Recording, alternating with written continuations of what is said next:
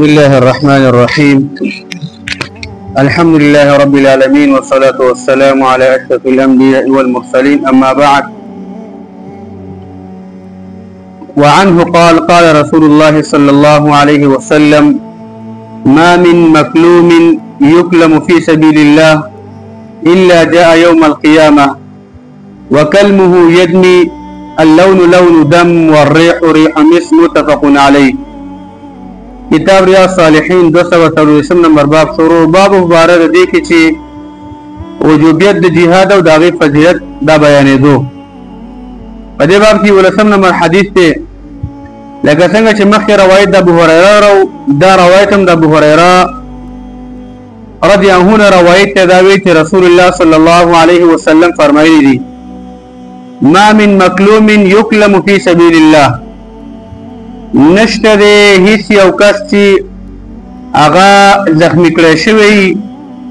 او هغې ته یو زخم دا د الله په لاره کې دا رسولی شوی الا جاء یوم القیامه مگر دا کس به راځي ورځ په قیامت باندې یعنی د قبر نه به پاڅېږي او د محشر میدان کې به ولاړي او هغې ته به راځي وکلمه یدمي د دغه مؤمن مسلمان چې د الله په لاره کې هغه زخمی کړی شوی دی د دې دا زخم دا به وینه کوي تازه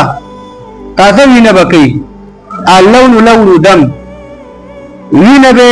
دغه شانته د وینې رنګ وي تازه وینه به وي تکه سره تازه د زخم وینه به وي والریح ریح مسک او د وینې دا بوی چې دی بوی به د مشکو په شانته وي هغه بهترینه خوشبوی به کوي د وینې هغه بوی هغه وږم شانته کوي خو نه هغه به داسې وینئ چې هغه به دغه شانتې بوی به وي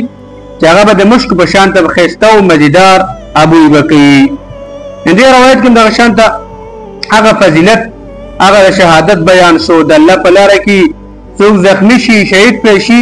چې هغې ته الله کوم کرامت ورکوي کوم عزت ورکوي ورځ په قیامت باندې.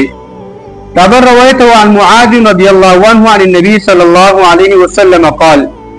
معاذ روایت کې د نبی صلی الله علیه وسلم نه د الله پیغمبر فرمایلی دي من قاتل فی سبیل الله من رجل مسلم څوک چې د الله په لاره کې هغه جنګ کوي د یو مسلمان سړي نه یو مسلمان سړی او د الله په لاره کې دغه شانته د الله دشمنانو سره او کافرانو سره جنګ کوي فواق ناقتین په اندازه دغه شانته هغه باندې چې هغه یو څوک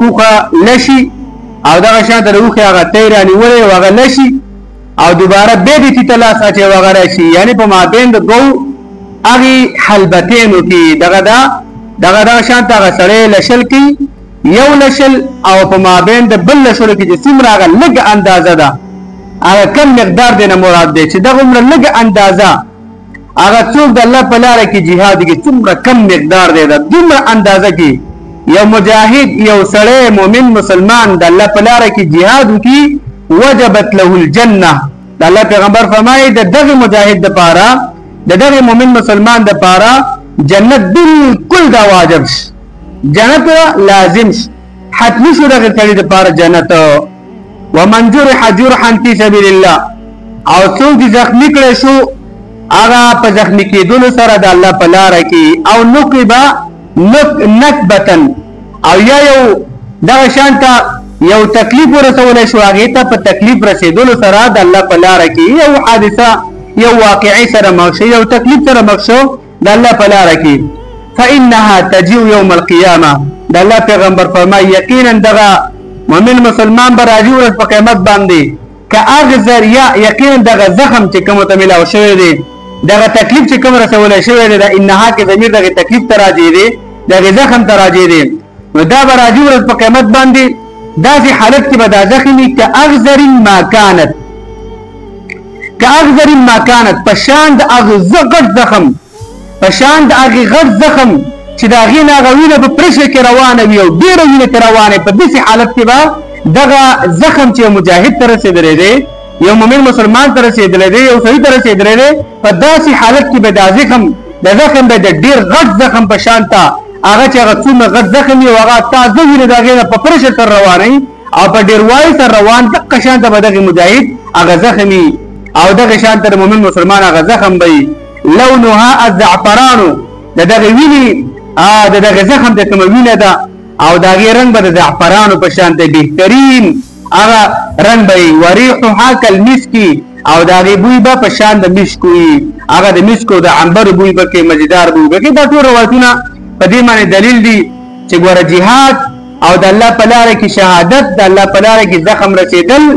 دا ګوره عبث کار نه دی دا ګوره پالتو کار نه دی چې زمونږ استادو مشرانو زمونږ استادو هغه خلکو اقرباو که دغه شان ته خپلوانو هغه دا کارونه کړي دي او نن دغه شان ته ځینې خلک هغه ډېر په کمزوري جواب باندې یادوي وخت د تېر شوی دی نه محترمینو ګوره دغه مشران چې کوم جهادونه کړي دي الله دې له قبول منظور کړي او د هغوی دغه په نیک عمل په وجه باندې د هغوی په دې ښایسته کارګردګۍ باندې چې د رب العالمین په لاره کې کړې ده د هغې کې د الله تعالی موږ تاسو مشرانو سره شریک کړي او الله دې موږ تاسو توفیق د داسې ښایسته عملونه موږ تاسو سره راکړي وصلی الله علی نبینا محمد